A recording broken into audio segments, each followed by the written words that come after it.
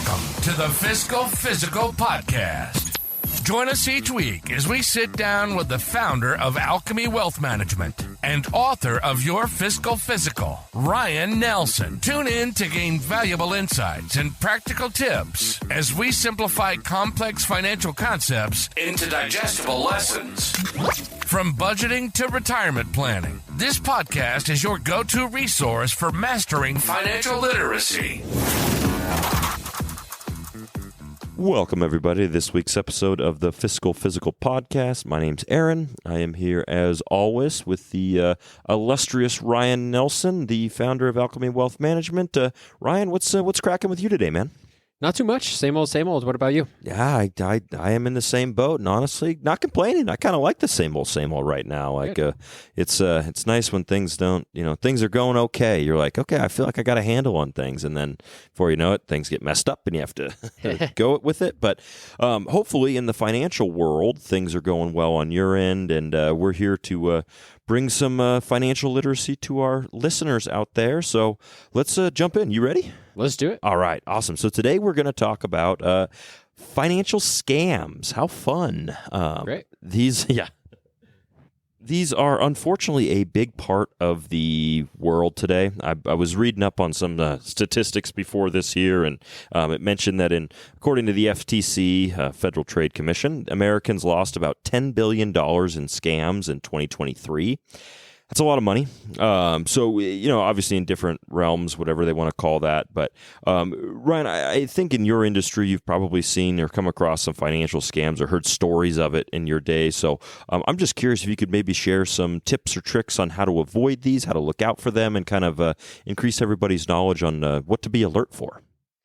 Yeah, absolutely. I was just trying to look this up real quick because I think, so the FTC estimates that there were $12.5 billion in scams last year. So that's a 25% increase. Whoa. And I was listening to a podcast earlier this week on this, and they were saying that I can't remember what entity they identified, but they thought the number was closer to double that, somewhere over 20 billion, because I believe this 12.5 million is reported scams. Right. And so a lot of people apparently don't want to report being scammed because it's can be a bit embarrassing, or it could be you've done something kind of stupid or something, or maybe trying to do something illicit. So I think the actual number is far, far greater than even what's reported, which is crazy. Great call out there for sure. I think that the embarrassment of when you get scammed, or like the possibility, like, you probably not going to report that, but depending on how much the cost is or whatever. But but let's dive in. What are some of the most common ones you've seen? Well, I think we'll maybe just spend our time today talk about maybe 5 of the most common ones. Perfect. But I think before we dive into those, so scams. Right. More people are on the internet today. Basically everybody, right? And so there's certainly a lot more opportunity for scammers. And as technology keeps advancing, it's maybe easier and easier, so to speak, for spammers to sort of trick us. And so, there's definitely a lot of opportunity for scammers. And they seem, I think, an important piece, and like a theme you'll hear, a reoccurring theme through a lot of these, is they're preying on our emotions of like fear, urgency, greed, and loneliness, right? So they're again preying on like the emotional status of certain individuals, and that's probably the most successful scams, and that's again a reoccurring theme. So it's kind of interesting, but I think that's incredibly accurate about like you tugging on heartstrings and such too, but also the sophistication of today versus like, I remember when I was in college, I was trying to rent out my apartment during the summer, and I got like a scammer, and it's like my first instance with the scam, and it was like, hey, like you could clearly tell like through this thing, it was like, all right, you send me a money order, and I will send you back the rest or whatever, and I was like, no, this feels all wrong and everything too, but nowadays the sophistication is so much better than that. Like, way better. Incredible. Yep. Let's dive right in. So one of the most common is like phishing emails or text. Now they're sending a ton of text too, but so this would just be phishing. And so what phishing is like a fake message being sent. Oftentimes it's maybe we're mostly going to be talking about not mostly, we're only talking about financial scams today. Obviously, there's probably a bunch of other scams as well. But so from a financial standpoint, these would be fake. This phishing messages would be fake messages. So oftentimes they're intended to look like a bank or maybe a place that you make purchase from commonly. So maybe an Amazon or a Target, something like that. And then they will usually like include a link and then ask for your personal information, right? And so this is just basically somebody faking another organization trying to get your information. And oftentimes there's this like tone of urgency or requesting login information. Right. So that is phishing in itself. I would say maybe we can give a couple words of wisdom for each of these real quick. It would be, most of these financial institutions, there's not a lot of urgency, right? Sure. So that's a big red flag. Like if somebody's telling you to do something like today or tomorrow, or like if we don't hear from you by tomorrow, we're sending CIA agents. Right. Yeah. That's probably a scam, right? Yeah. Again, preying on fear. In that case, right? And I'd be very careful when financial institutions request information from you. And so, again, if there's a Wells Fargo, I get an email, Wells Fargo is asking for my username and login. That just doesn't feel right. If I wanted to verify this, I could close out that email, go to wellsfargo.com, and just log in directly through there and see if I have any messages or requests, right? So you can kind of go straight to the horse's mouth. And so similar thing, like if you get a phone call and it's like, hey, this is Wells Fargo. So I've actually done this before. I'll get like a phone call from my credit card. And it'll be like, hey, this, whatever, this is, I don't want to give away my definitely, scams. Sure, but, right, yeah. If it's social, by the way. Yeah. But let's say it's like Chase Bank, right? So it's like, hey, this is Chase Bank. I'm looking, this whatever, Ryan. We're calling about fraudulent activity. It's like, oh, well, I do get notices about fraudulent activity, but it's like, gosh, something just doesn't sound right. You can just say, perfect, thank you, appreciate the call. I'll reach out directly to Chase, and then you can hang up. You can go Google what Chase's phone number is. You can call Chase directly and say, hey, I just got a phone call from you guys. Sounds like there was from fraudulent activity trying to get it resolved. And then they'll either be able to tell you, yep, we show an indication of fraud. Let's go ahead and resolve this. Or no, we can't call you. Right? So always going straight to the resource, whether that's the like again, hanging up or closing out the email and calling them directly or going directly to their website is going to be a way to help avoid those phishing messages. Yep, no doubt. And I think that you hit on the urgency of that, like of like, hey, like it takes like 2 minutes to like hang up and go call them. Right. And they're going to have everything in the system. Like, so just going right to the source to where you can call the card, back of the card, the number on the back of your card. Yeah. Give that a call versus like, you never know, you get an 800 number call. You're like, what's that? Like, so right. Yeah. just that extra step can be important, just like to, absolutely. But the panic, I understand the panic that sets in when you hear that though. Right. Like you're like, oh my gosh, I need to take care of this right now. My card's going to be used for all this stuff. It's like, take a breath, 2 minutes, call back. If it's legit, then you've done the right thing at that point. Exactly. Yep. Another common one is tech support scams. So it'd be like some pop up on your computer. I feel like these are like, at least like in my world, I see these less now, but it'll be like a pop up on your computer saying like, oh, your computer is infected or, we'll repair this for you.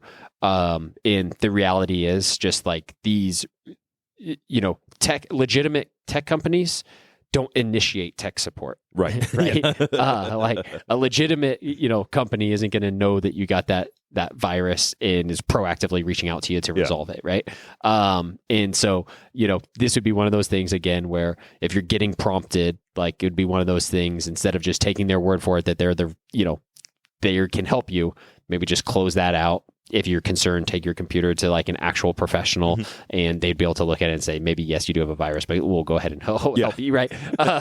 You would really be, from a tech support standpoint, whether you get a pop-up or a phone call, again, one of those things where you're probably best just, taking that 2 minutes, like you said in the last one, giving yourself, taking a deep breath and reaching out to somebody that you can trust and having them resolve it. Yep, that makes complete sense. Yeah, I don't see those as much as I used to. I feel like with pop-ups and such too.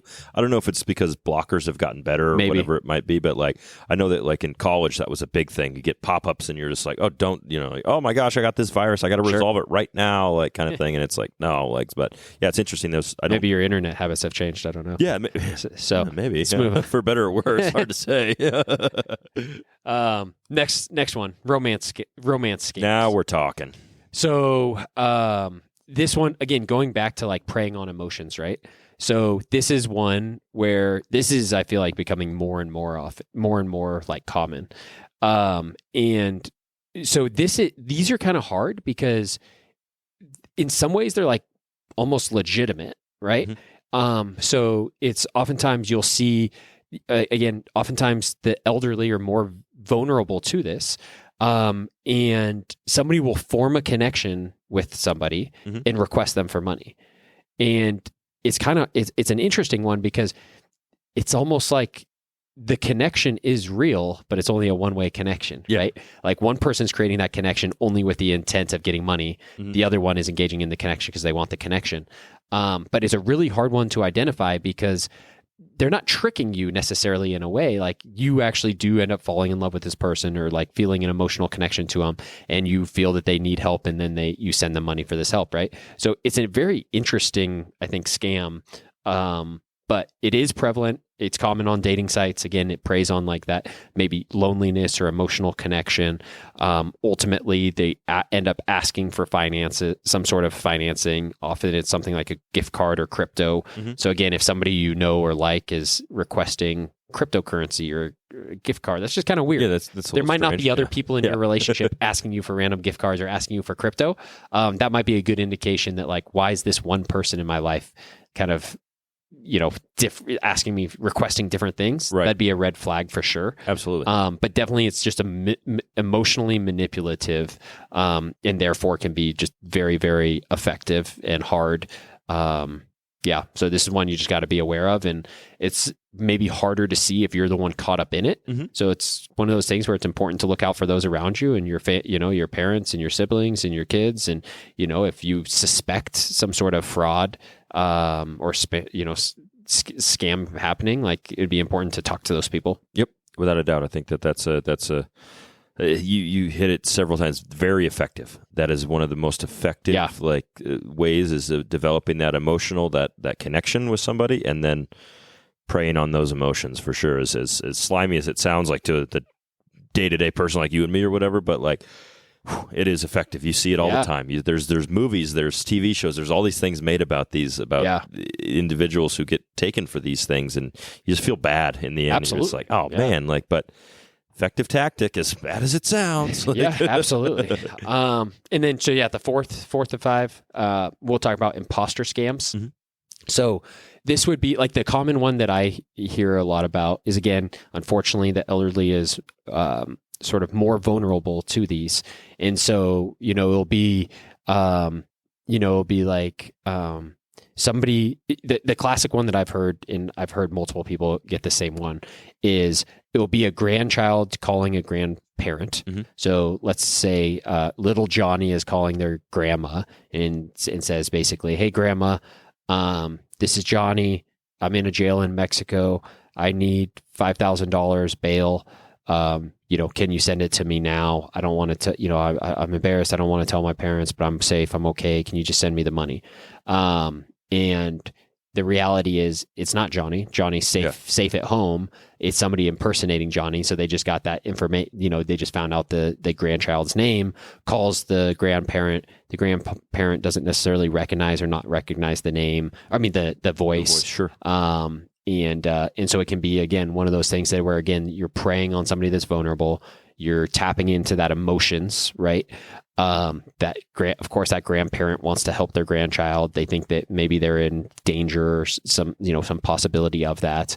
So that's a very common one. Another very common one of imposter would be, somebody calling you about your like a government agency calling you, right? Like, sure. Like, I can tell you the IRS, they're way behind. Like, they're understaffed.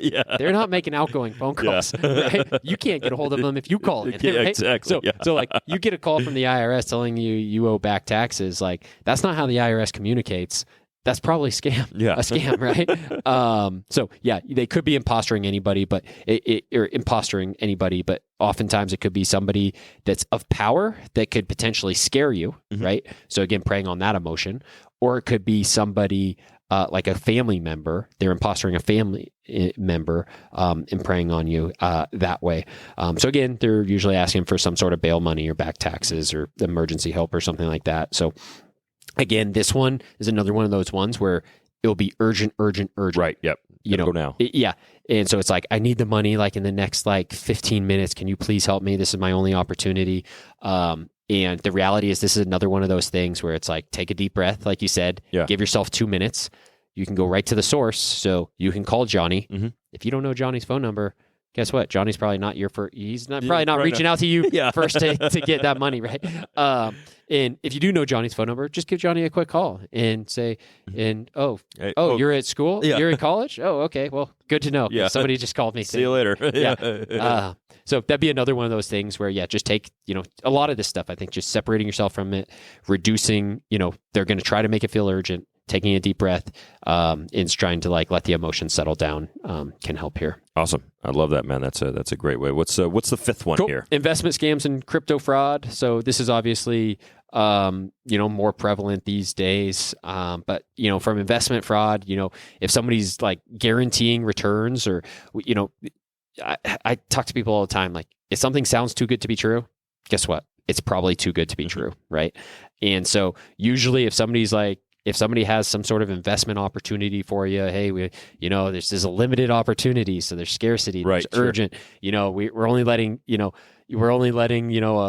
5 people get in at $100,000, but it's a heck of an opportunity, and so we want to come to you first. Like, let us know. But if you don't take this opportunity, somebody else is going to. So you need to know by end of day or something. Like, again, if it sounds too good to be true, and there's some urgency around it, guess what? It's probably too good to be true. Yeah. And it's probably a scam. Right. So, if there's a lack of transparency or just like no verifiable track record. So, you go back and you try to look this stuff up and there's just no kind of data to like support this, right? Mm-hmm. Again, it's probably a scam. And again, there's that pressure to act quickly, right? That urgency. That's a huge red flag in all of these. So hopefully there was a couple of themes there. So I'd say that was the last one, but that was probably a couple of themes there that you could weave between all of them that help get kind of, raise your antennas and start saying, this feels a little weird. Yeah. Oh, absolutely. I think that and I'd be remiss if I didn't throw out the trust but verify. Trust but verify. I actually don't know where that came. I know I learned it from you and our good buddy Chris, like back in the day, but I don't know where you guys originally started that, or if that was like a quote or something. I think that's Chris's thing. It's a great thing to do, like, because I'm a pretty trusting guy, like I overall, but I do enjoy verifying. So it's like, hey, like somebody calls me and says, hey, your credit card's been stolen. I'm probably going to trust them that my credit card's been stolen, but I'm going to hang up and verify with my credit card company that it's actually happening. So I think that there's a big piece there, and always enjoy giving Chris a good shout out, one of our loyal listeners from Parker, Colorado. Sure. Maybe, I don't know if he's listening in a while. Hard to say. Real quick, so trust but verify is actually a Russian proverb, and apparently it rhymes in Russian. Really? Yeah.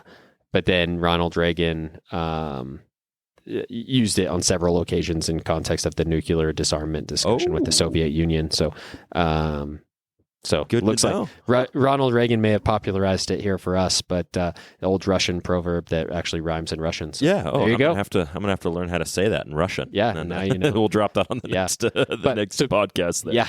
But so real quick, like themes, urgency. If that's a huge red flag. Mm-hmm. Always try to verify independently. So hang up, close out the email, take a second, go straight to the source. So walk into the bank branch or go to the website or call the phone number.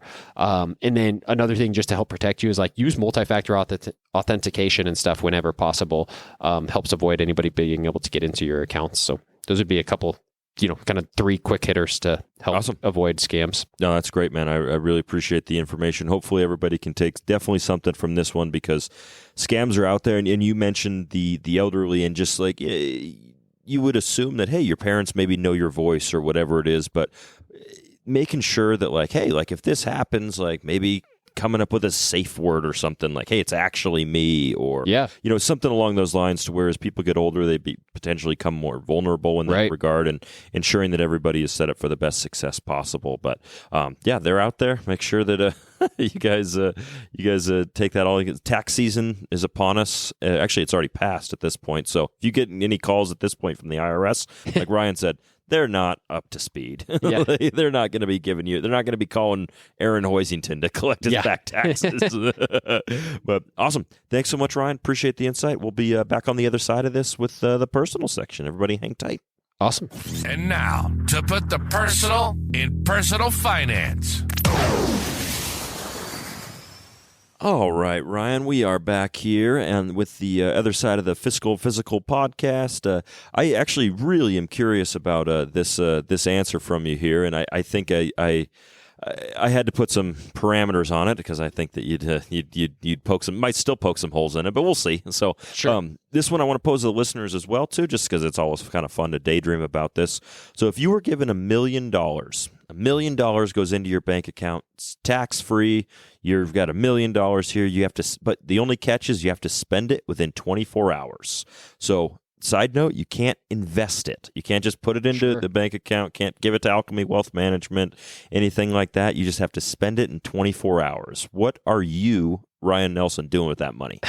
Honestly, it's hard. Like, as I think about that, there's not a lot of things that you can, that's a lot of money to spend in a single day. It's like, that's a lot of clothes. That's a lot of food. That's a lot of like rounds of golf, a lot of movies to watch. Like, it's actually hard to think of something you could actually spend all of that on. Yeah. So I was thinking, like, you could drop it on a house. You could go buy a really nice house. That's sort of an investment. I mean, it's an appreciating asset. So I don't know if that's allowed or not, especially if you bought it. Booking like prearranged travel could also be something cool. Like, but even that, it's like, what, if each trip is like, you go book some flight, like, $2,500 here, $2,500 there. Like, that's a lot of travel, right? Yeah. And flights you can't even book more than 9 months out and stuff. So it's like, I don't even know how you could. It would be pretty challenging. You'd have to have a big ticket item, like even buying boats. Like, you could spend it all on one boat. You could go buy one really nice boat. But if you bought like reasonable boats, that's even a lot of boats. Yeah. A lot of vehicles. Yeah. Again, it's one of those things you could buy it on one vehicle. Yeah. Right. Yeah. or you could buy, a lot of really nice vehicles. So, I don't know. It would actually be surprisingly probably challenging to spend that $1 million in a single 24-hour window. Now you give me a week. Yeah. Easy. Gone. Yeah. I don't know. What are your thoughts? How would you got an idea? Kind of, I suppose. I mean, it just, the 24-hour parameter really makes it tough, because you're like, okay, like, because I was like, oh yeah, I'd book all this travel, and I was like, probably the most expensive like vacation that I'd even plan. Like, if I go spend 2 weeks in Europe or something like that, I'm maybe spending, $20-30 grand. Like, and that's like a nice, I'd be booking like first class, all these different things. Like, I'm like, honestly, that's just a drop in the bucket for like $1 million too. You're like, wait a minute here, what am I going to do? So I think about like, I'd probably buy a couple of new vehicles, depreciating assets. Keep that in mind. Pay off the house, like, and you're just like, okay, these are all responsible things. But I probably buy like some land somewhere. Nice. I think like a nice piece of like a big area property, like out in maybe like somewhere, an hour, a couple hours outside of Reno, to where I could, go and, that'd be, eventually maybe build a house or something there, like, or just go and like have this spot where you have. I think that'd be great. Like, but then again, I'd be like, all right, cool. I spent like $500 grand. Now, what am I going to do with the rest of this? Yeah, like, I was going to say $1 million. You can buy a lot of land. Yeah. I think we like rural areas of just pure like raw land. Yeah. It's a lot of land too. It is. So it really was more challenging than I thought. So I was like, cool. I'll pay off like all my debts, and I'm like, well, I probably maybe like hire like a personal chef for a year. I don't know, like these certain things. So you kind of just start to go. But obviously, the smart thing to do, invest it naturally. Yeah. But it's one of those things where like $1 million isn't that much money. Like, it would be hard to spend $1 million in a day. But also $1 million would be like not enough to retire anymore, right? Yeah. So it's like one of those things. It's like, it can be a large sum of money, but it's all about context, and it could be a large sum of money, but also at the same time, it's like not that much. Yeah. Awesome. Well, I appreciate you sharing, Ryan. Hopefully that sparked some interest for our listeners. If nothing else, got you thinking about $1 million showing up tomorrow in your bank account. Yeah. And so we'll go ahead and end this episode here. And Ryan, I'll let you finish us off here, man. As always, stay the course. Thank you for joining us for the Fiscal Physical Podcast. Until next time, happy listening. And as always, stay the course. If you have a question or topic suggestions, please email us at podcast@alchemywealth.com. If you enjoyed today's discussion, subscribe to the podcast to ensure you never miss an episode. And consider leaving us a rating and review on your favorite platform. This helps other listeners like you find the show. For more resources, you can visit Alchemy Wealth Management's website at www.alchemywealth.com or find your Fiscal Physical, the book, on Amazon. We'd be remiss if we didn't mention that personal finance is just that, personal. Please don't take anything we say as advice. The preceding content is for informational and entertainment purposes only. It's not an offer or a solicitation, nor should it be construed or relied upon for tax, legal, or investment advice. It doesn't consider your personal financial situation or objectives and may not be suitable for you.